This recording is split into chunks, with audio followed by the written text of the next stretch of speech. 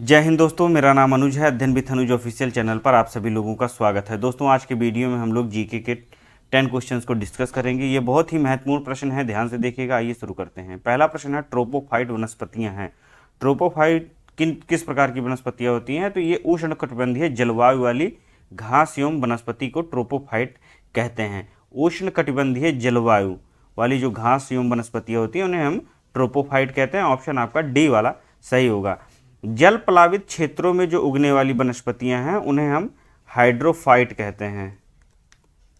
Hydrophyte. उष्णकटिबंधीय मरुस्थलीय क्षेत्रों में, यहां पर उष्णकटिबंधीय जलवायु वाले क्षेत्र थे, यहां पर मरुस्थलीय क्षेत्रों पर जो वनस्पतियां उगती हैं उन्हें जेरोफाइट कहा जाता है। जेरोफाइट। दलदली एवं भूमध्य रेखीय उष्ण आर्द्रता वाली वनस्पतियां हाइग्रोफाइट कहलाती हैं। हाइग्रोफाइट।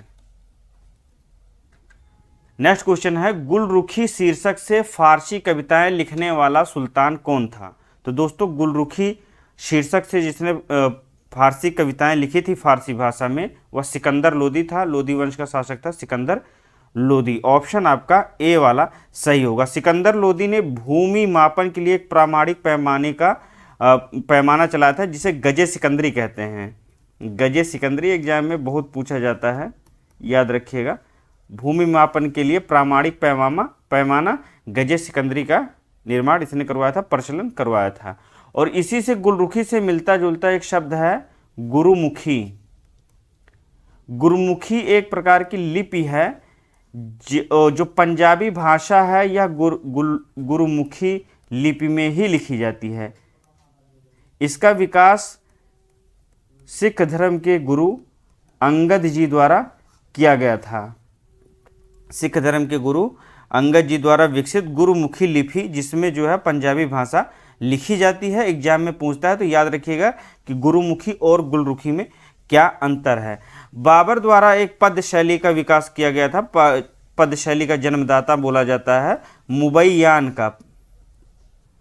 मुबैयान पद शैली का जन्मदाता बाबर को बोला जाता है। अगला प्रश्न देखते हैं। दोस्तों, बाबर ने अपनी आत्मकथा तुर्की भाषा में लिखी है। आत्मकथा, इसकी मातृभाषा चूंकि तुर्की थी तो आत्मकथा बाबरनामा, इसे भी तुर्की ही भाषा में लिखा, तुर्की में। याद रखिए, एग्जाम में बहुत पूछता है कि बाबरनामा किस भाषा में लिखी गई है। तीसरा प्रश्न है, एंथोलॉजी किसका अध्ययन है? तो एंथोलॉजी जो होता है दोस्तों, पुष्पों का अध्ययन होता है। ऑप्शन आपका ए वाला सही होगा। छिपकलियों का अध्ययन सोरोलॉजी कहलाता है। छिपकलियों का अध्ययन सोरोलॉजी। और काष्ठी पेड़ों का संवर्धन सिल्वीकल्चर के अंतर्गत किया जाता है। सिल्वीकल्चर के अंतर्गत करते हैं। फूलों की खेती फ्लोरिकल्चर के अंतर्गत होती है। फ्लोरिकल्चर के अंतर्गत। चौथा प्रश्न है, निम्नलिखित में से कौन सा एक प्रोटीन की फैक्ट्री है? प्रोटीन की फैक्ट्री किसे कहा जाता है? Factory of protein. तो राइबोसोम को प्रोटीन की फैक्ट्री कहते हैं। ऑप्शन आपका ए वाला सही होगा। माइटोकॉन्ड्रिया को power house of the cell कहा जाता है। कोशिका का शक्ति केंद्र। कोशिका का शक्ति केंद्र। और गोल्जी काय कोशिका के अणुओं का यातायात प्रबंधक होता है। कोशिका के अणुओं का यातायात प्रबंधक। लाइसोसोम दोस्तों सुसाइड वेसिकल कहलाती है, अर्थात आत्मघाती थैली। ये जो प्रश्न मैं इसमें सिलेक्ट करके लेकर के आया हूँ, एग्जाम में पूछे जा सकते हैं और हर प्रश्न के साथ ऑप्शंस को मैंने डिटेल्ड में डिस्कस किया है। जैसे राइबोसोम प्रोटीन की फैक्ट्री हो गई, माइटोकॉन्ड्रिया कोशिका का शक्ति केंद्र हो गया, गोल्जी का कोशिका के अणुओं का यातायात प्रबंधक, और लाइसोसोम आत्मघाती थैली। इस प्रकार जो है आपके 4 प्रश्न तैयार हो गए। पांचवा प्रश्न है, निम्नलिखित में से कौन सा पादप हार्मोन फूलों को खिलाने में मदद करता है? तो दोस्तों, फूलों को खिलाने में मदद करने वाला हार्मोन फ्लोरीजेंस है। ऑप्शन आपका बी वाला सही होगा। ऑक्सिन्स हार्मोन के जो खोजकर्ता थे डार्विन थे। ऑक्सिन्स हार्मोन के खोजकर्ता डार्विन थे। इन्होंने 1880 में ऑक्सिन्स हार्मोन की खोज की थी और यह हार्मोन पौधों की वृद्धि को नियंत्रित करता है, पौधों की वृद्धि को नियंत्रित करता है। इसका निर्माण पौधे के ऊपरी हिस्से में होता है, पौधे के ऊपरी हिस्से में होता है और यह पौधे में जो शीर्ष स्थान होता है उसमें प्रमुखता में होता है और पार्श्व कक्षीय जो कलियां होती हैं उनकी वृद्धि को रोकने में सहायक होता है। और इसका जो सबसे बड़ा कार्य है, यह पत्तियों के विलगन को रोकता है, विलगन को रोकता है। किसके? पत्तियों के। यदि पूछता है कि पत्तियों को विलगन को रोकने वाला हार्मोन कौन सा है, तो विलगन मतलब होता है दोस्तों पेड़ से टूटना, पेड़ से अलग होने की जो प्रक्रिया होती है पत्तियों को, उनको रोकने में ऑक्सिन्स हार्मोन सहायक होता है। और इसके अतिरिक्त खरपतवारों को भी नष्ट करने में, खरपतवार को नष्ट करने में भी इसकी अहम भूमिका होती है और अनिषेक फल प्राप्त करने में भी ये मदद करता है। इसके अतिरिक्त जो फसल है, फसल को गिरने से भी बचाता है। तो ये जो कुछ पॉइंट हैं इनको आप लोग याद कर लीजिए। जैसे फसल को गिरने में बचाने में ऑक्सिन्स हार्मोन मदद करता है, पत्तियों के विलगन को रोकता है, खरपतवार को नष्ट करता है, अनिषेक फल को प्राप्त करने में मदद करता है। ये सारी प्रक्रियाएं जो होती हैं पेड़ पौधों में, यह ऑक्सिन्स हार्मोन के द्वारा होती हैं। अगला जो ऑप्शन आपका है फ्लोरीजेंस, जिसको मैंने बताया कि हार्मोन फूल खिलाने में मदद करता है, फ्लोरीजेंस। इसके बारे में कुछ जान लेते हैं। इसका सबसे जो महत्वपूर्ण काम है, ये फूलों को खिलाने में मदद करता है, इसीलिए इसे जो है फूल खिलाने वाला भी हार्मोन कहते हैं। फूल खिलाने वाला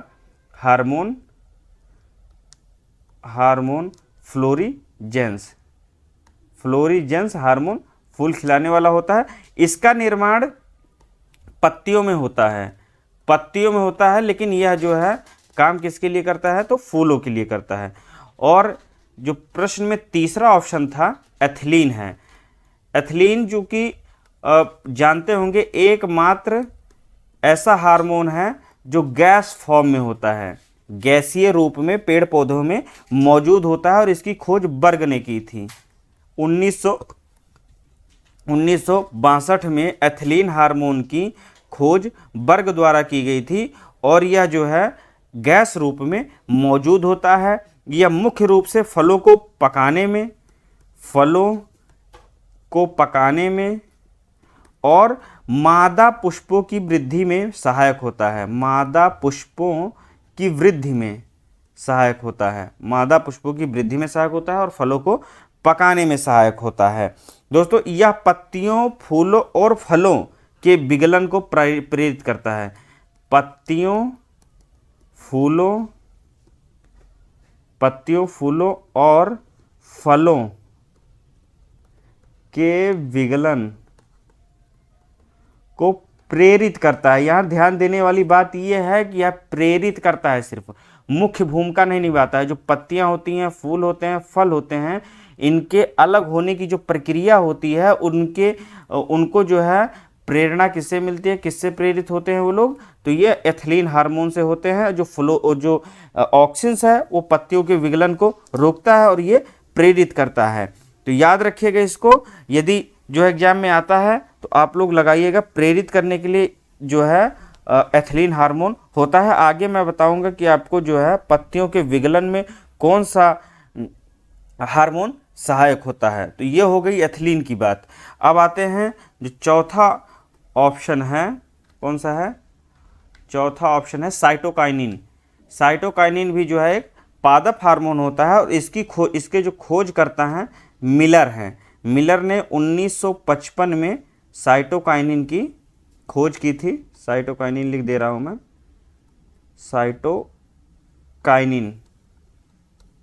1955 में साइटोकाइनिन की खोज मिलर ने की थी, परंतु इसका नामकरण लिथाम ने किया था। साइटोकाइनिन जो नाम रखा गया हार्मोन का, इसे लिथाम ने रखा था और इसका एक मुख्य कार्य है कि ये ऑक्सिन्स के साथ मिलकर के काम करता है। जो ऑक्सिन्स हार्मोन होता है जो पत्तियों के विगलन में सहायता करता है और कई ऐसे कार्य है जैसे पृथ्वी जो है पौधे की वृद्धि को नियंत्रित करता है, खरपतवार को नष्ट करता है, अनिषेक फल प्राप्त करने में मदद करता है। तो इस कार्य में जो है साइटोकाइनिन उसकी मदद करता है। और यह इसके संबंध में जो एग्जाम में पूछा जाता है, तो इसके संबंध में प्रश्न पूछा जाता है कि कोशिका विभाजन और विकास में कौन हार्मोन मदद करता है। विकास में मदद कौन सा करता है, तो ये साइटोकाइनिन ही करता है। साइटोकाइनिन हार्मोन कोशिका विभाजन और विकास में मदद करता है। यह आरएनए और प्रोटीन बनाने में भी मददगार है, आरएनए और प्रोटीन बनाने में भी मददगार है। और इसका जो प्रमुख कार्य है, ये बौने पौधों को लंबा करने में भी प्रयोग होता है। बौने पौधों को लंबा करने में प्रयोग किया जाता है। तो याद रखिएगा कि आरएनए और प्रोटीन बनाने में सहायक हार्मोन साइटोकाइनिन है। कोशिका विभाजन और विकास में मदद करने वाला हार्मोन साइटोकाइनिन है, और बौने पौधों को लंबा करने के लिए प्रयोग किया जाने वाला हार्मोन भी साइटोकाइनिन ही है। अगले जो और हार्मोन्स हैं उनमें से मुख्य रूप से जिब्रेलिन्स है। जिब्रेलिन्स के बारे में भी मैं बता देता हूं। इसकी खोज करता एक जापानी वैज्ञानिक है, उनका नाम था कुरोसावा। 1926 में इन्होंने जिब्रेलिन्स की खोज की थी। और ये भी हार्मोन जो है साइटोकाइनिन की तरह बौने पौधों को लंबा करने में मदद करता है। और इसके साथ साथ ये फूल खिलने में भी जो है मदद करता है, फूल खिलने में भी मदद करता है। या बीजों की जो प्रसुप्तावस्था होती है, जो बीज होते हैं, बीज की जो प्रसुप्तावस्था होती है उसको भंग करता है और अंकुरित होने में मदद करता है। दोस्तों इसे याद रखिएगा कि बीज की जो प्रसुप्तावस्था होती है इसको जिब्रेलिन्स हार्मोन भंग करता है प्रसुप्तावस्था को, और उसे जो है खिलने के लिए, अंकुरित होने के लिए मदद करता है।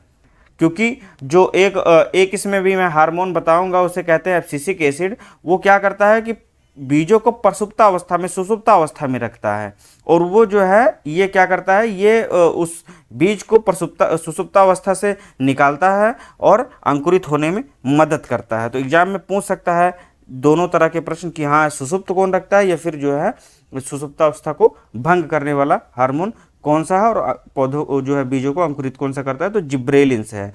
ये काष्ठीय पौधों में एघा, जिसे हम लोग जो है कैम्बियम कहते हैं, ये काष्ठीय पौधे में कैम्बियम को बढ़ाता है।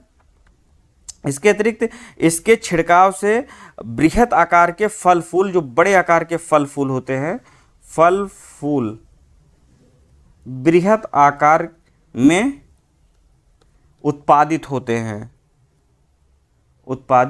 होते हैं और इन्हें जो है कवक से निकाला जाता है। जिब्रेलिन्स जो हार्मोन होते हैं इन्हें कवक से निकाला जाता है। दोस्तों आते हैं जो है हम लोग, एक हार्मोन और है एब्सिसिक हार्मोन, उसके बारे में मैं बता देता हूं। तो जो एब्सिसिक हार्मोन है उसकी खोज, एब्सिसिक हार्मोन आमतौर पर इसे जो है एब्सिसिक एसिड भी कहा जाता है। तो इसकी खोज 1961 से लेकर के 1965 के मध्य चली थी, और इसके खोज करता थे कांस योम एडिकोट। लेकिन बाद में इसकी खोज जारी रखी थी वेरिंग ने। ये जो है वृद्धि रोधक है, ये हार्मोन वृद्धि रोधक हार्मोन है, पौधे की वृद्धि रोकता है, और यह बीजों को सुषुप्तावस्था में रखता है, बीजों को सुषुप्तावस्था में। एक प्रश्न तो हो गया आपका कि वृद्धि रोधक है, दूसरा हो गया सुषुप्तावस्था में रखता है, और यह पत्तियों के विगलन में मदद करता है। पत्तियों के विगलन में मदद करने वाला हार्मोन कौन सा है, तो एब्सिसिक है। मुख्य भूमिका निभाता है दोस्तों, मुख्य भूमिका निभाता, पत्तियों के विगलन में मुख्य भूमिका निभाता है। मैंने आपको बताया था कि एथिलीन जो हार्मोन होता है, एथिलीन वो पत्तियों के विगलन में क्या करता है, मदद करता है, और जो आपका प्रेरित करता है पत्तियों के विघलन को, और जो आपका ऑक्सिन्स हार्मोन था ये पत्तियों के विघलन को रोकता है।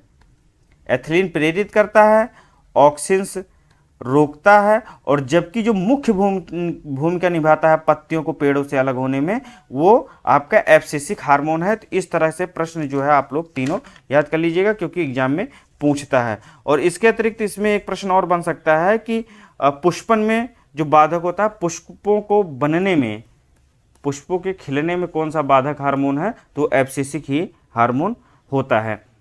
तो ये छठवां हार्मोन था। एक हार्मोन के बारे में मैं और बता देता हूँ, टाउमेटिन हार्मोन होता है, टाउमेटिन। एक सेकेंड, टाउमेटिन के बारे में बता देता हूँ। एक प्रकार डाई कार्बोक्सिलिक एसिड होता है, डाई कार्बोक्सिलिक अम्ल जो है एसिड होता है। इसका निर्माण घायल कोशिका में होता है दोस्तों, घायल कोशिका में इसका निर्माण होता है, और ये पौधों के जख्म को भरता है, पौधों के जख्म को भरता है। तो ये बहुत ही महत्वपूर्ण हार्मोन है, इसके बारे में भी एग्जाम से पूछ सकता है। टाउमेटिन कौन सा हार्मोन है जो घायल कोशिका में उत्पादित होता है और पौधों के जख्म को भरने में मदद करता है, तो टाउमेटिन है। अब आते हैं अगले प्रश्न पर। छठवां प्रश्न है हमारा, कानपुर स्थित अनुसंधान संस्थान कौन सा है। दोस्तों कानपुर स्थित अनुसंधान संस्थान भारतीय चीनी तकनीकी संस्थान है। ऑप्शन आपका बी वाला सही होगा, या उत्तर प्रदेश में है, उत्तर प्रदेश में। केंद्रीय तंबाकू अनुसंधान संस्थान राजमुंद्री में है, राजमुंद्री, कहीं कहीं आपको जो है पूरा लिखा मिलेगा, राजमुंद्री आंध्र प्रदेश। राष्ट्रीय डेयरी अनुसंधान संस्थान करनाल हरियाणा में है। केंद्रीय चमड़ा अनुसंधान संस्थान चेन्नई तमिलनाडु में है। शांतिवन नामक समाधि स्थल किसका है। दोस्तों शांतिवन नामक समाधि स्थल जवाहरलाल नेहरू जी का है, और लाल बहादुर शास्त्री का जो समाधि स्थल है उसे विजय घाट कहते हैं। मोरारजी देसाई के समाधि स्थल को अभय घाट कहा जाता है। ज्ञानी जैल सिंह के समाधि स्थल को एकता स्थल कहते हैं। आठवां प्रश्न है, रंगोली लोक कला किस राज्य से संबंधित है। तो रंगोली लोक कला महाराष्ट्र से संबंधित है। ऑप्शन आपका सी वाला सही होगा। बिहार की जो लोक कला एग्जाम में पूछी जाती है आहपन है, उत्तर प्रदेश की चौक पूर्णा है, और गुजरात की साथिया। नौवां प्रश्न है, कर्क रेखा भारत के किस राज्य से होकर के गुजरती है। तो कर्क रेखा भारत के त्रिपुरा राज्य से होकर के गुजरती है। ऑप्शन आपका डी वाला सही होगा। कर्क रेखा भारत के जिन राज्यों से होकर के गुजरती है उनके बारे में मैं बता देता हूँ। गुजरात है, राजस्थान है, मध्य प्रदेश है, ये 3 राज्य हो गए। उसके बाद छत्तीसगढ़, छत्तीसगढ़, झारखंड, पश्चिम बंगाल, त्रिपुरा, मिजोरम, यही 8 राज्य हैं जहां से भारतीय राज्य हैं जहां से कर्क रेखा होकर के गुजरती है। आप लोग याद कर लीजिएगा, एग्जाम में बहुत बार पूछा गया प्रश्न है। गुजरात, राजस्थान, मध्य प्रदेश, छत्तीसगढ़, झारखंड, पश्चिम बंगाल, त्रिपुरा और मिजोरम। दोस्तों इस वीडियो का जो है आखिरी प्रश्न है, निम्नलिखित में से कौन सा नारा मंगल पांडे से संबंधित है। तो मंगल पांडे द्वारा दिया गया नारा था मारो फिरंगी को। ऑप्शन आपका डी वाला सही होगा। विजयी विश्व तिरंगा प्यारा श्यामलाल गुप्ता पार्षद के द्वारा दिया गया है, श्यामलाल गुप्ता पार्षद जी के द्वारा। और कर मत दो सरदार वल्लभ भाई पटेल का नारा है,